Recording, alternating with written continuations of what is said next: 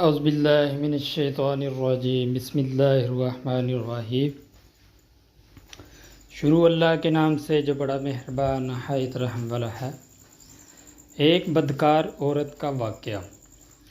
ایک دن حضرت علی رضی اللہ تعالی عنہ کرم اللہ وجہ مدینہ کی گلیوں میں چلے جا رہے تھے کہ آپ رضی اللہ تعالی عنہ نے دیکھا کہ کچھ لوگ غیظ و غضب کے حالت میں ایک عورت کو گھسیٹتے جا رہے ہیں۔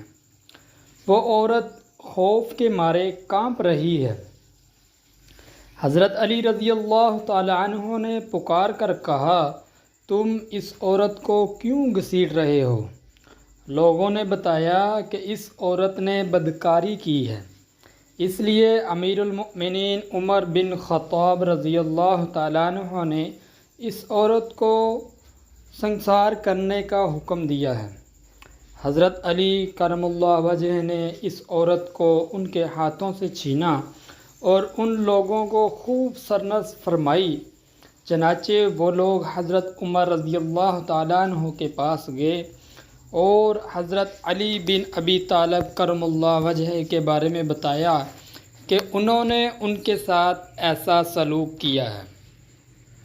حضرت عمر بن خطاب رضی اللہ تعالیٰ عنہ فرمانے لگے، حضرت علی رضی اللہ تعالیٰ عنہ نے ضرور کسی بات کے بارے میں معلوم ہونے پر ایسا کیا ہوگا، جاؤ ان کو میرے پاس بھیجو۔ حضرت علی رضی اللہ تعالیٰ عنہ غصے کی حالت میں آئے۔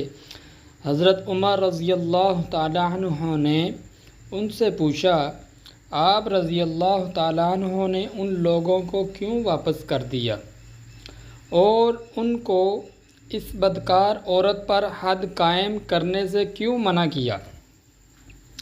حضرت علی رضی اللہ تعالیٰ عنہ نے کہا، اے امیر المؤمنین، کیا آپ رضی اللہ تعالیٰ عنہ نے رسول کریم صلی اللہ علیہ وسلم کا ارشاد نہیں سنا کہ آپ صلی اللہ علیہ وسلم نے فرمایا، 3 طرح کے لوگوں سے قلم اٹھا لیا گیا ہے، یعنی وہ بے قصور ہے، ایک سونے والا آدمی یہاں تک کہ وہ بیدار ہو جائے، دوسرا نابالغ جب تک کہ وہ بالغ نہ ہو جائے، اور تیسرا گناہ میں مبتلا آدمی جب تک باہوش نہ ہو۔ حضرت عمر رضی اللہ تعالیٰ عنہ نے فرمایا کہ ہاں، میں نے یہ ارشاد سرور عالم صلی اللہ علیہ وسلم سے سنا ہے۔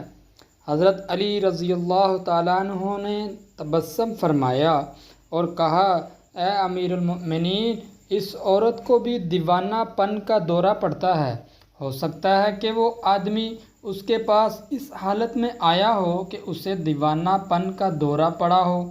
یہ سن کر حضرت عمر بن خطاب رضی اللہ تعالیٰ عنہ نے اس عورت کو رہا کر دیا۔